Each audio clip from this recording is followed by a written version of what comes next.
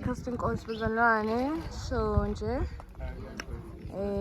khaya labafundi anebo Chris namhlanje sinazi ukuthi bafikile nje so bayashuda nje bezalwane impela ekhayeni labafundi baka Jesu Kristu. They are interviewing abazalwane uzobona ku Chris Network bezalwane nje.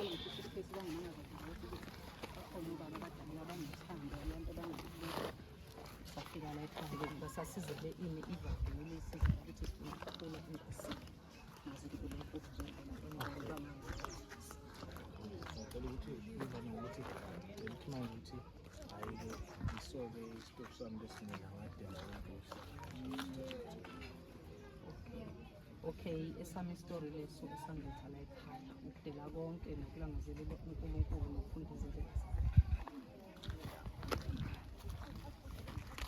Inkosi sisinothando. Ufila kanjani siswami Chris Network yafika ekhayeni labafundi namhlanje?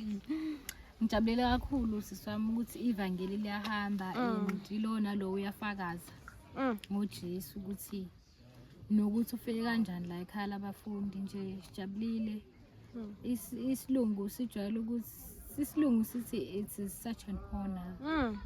Hallelujah. Sabonga siswethu.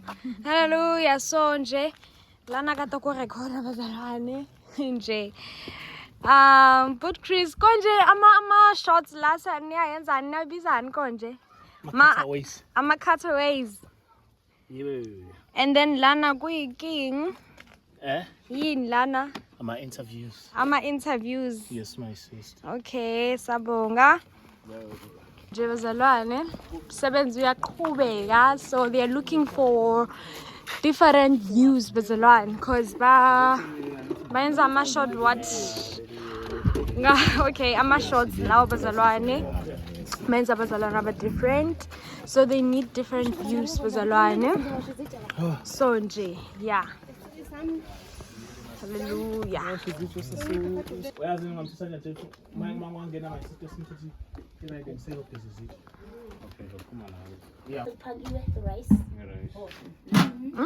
Babonisa i-fireplace yethu. Hallelujah. Sibethu kaseva futhi bazalwane laphayana. Khona abazalwane nje abazofuna ukuzwa ngevangeli nje khona la ekhaya abafundi nje bazalwane. So yeah. Isuthando ngesikhathi zonke. Hallelujah. So bazalwane sazoshaya nama interviews bazalwane okakaqedi nje bazalwane. ngathola kuyikaphi ngatholana nesibambe khona sisipho nokholo kodwa kahle kahle ukuqala kwami ngalidele uNkulunkulu ukuthi ngize ngitholane nabo ngoba ngisindise ngo-2023 and then kwase kuba khona izinto So nje bazalwane binge konke ngami ukubona nje ngitshelwa ngokuthi uNkulunkulu akawufuni uKhisimusi awusiwo nowakhe umtshela nangamaphasika ukuthi aselona lankulu. First inkosi bazalwane so sivakashele nje nabantwana bazalwane ekhayeni labafundi nje. Ubani igama lakho?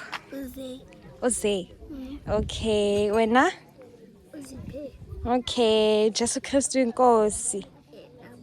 Uyavuza, hallelujah. Amen. Santhanda yezwe ekhayeni labafundi. Amen. Kristu inkosi barakozo. Hallelujah. So ungathini kumuntu othi sisebenzisa i-social media ukuqhubekisa umsebenzi kaNkulunkulu kodwa sithi sidele konke but sisebenzisa i-social media?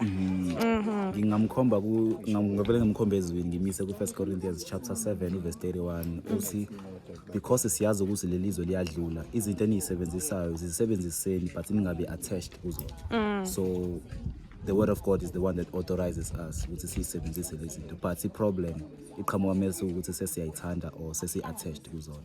So anything ezo-advance kingdom kaNkulunkulu siyayisebenzisa. Imoto uma ukuthi kumele siyisebenzise ukuze ku-advance kingdom kaNkulunkulu siyayisebenzisa. Ifoni nayo futhi siyayisebenzisa uma isavuma uNkulunkulu. Mase sikhipha futhi kumafoni ethi hayi social media manje la ngifuna ukunyisa khona awusadingeki u-social media nama-temptations aqhamuka no-social media yabo ne-corruption nayo yonke lento siyawavala amafoni siyawavala social media. Amen. Amen. Sabonga mfethu.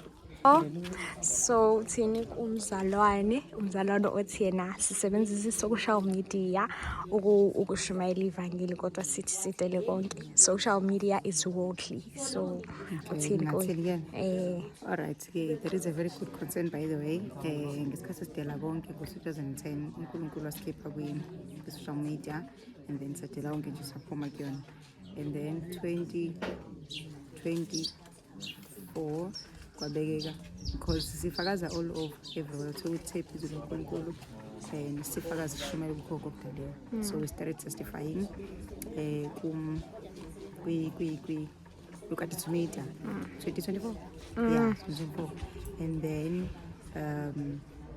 kwabekeka ke into ethi that's where abantu bekhona abaningi babambele khona so neqiniso bazokuzwa khona so asikho social media for entertainment for any other thing but for ukudlulisa indaba ezidlula umbuso kaNkulunkulu bathe iBhayibheli shumele kukho ngokudaleyo so that's the purpose of social media futhi we believe at the right time uNkulunkulu uzosdeliver abanye bethu nje they don't even have phones manje because they feel lokhu uNkulunkulu ababizele kubona they feel sebetholile big thing so abasekho basenawo amafoni abanye bethu la mhlambe baningi bambalwa abasebenzisa abanye babo yikho lokho ukuthi sadlulisa message. Amen. Hallelujah. Sabonga siswethu mdala. Yes, nginazo ingane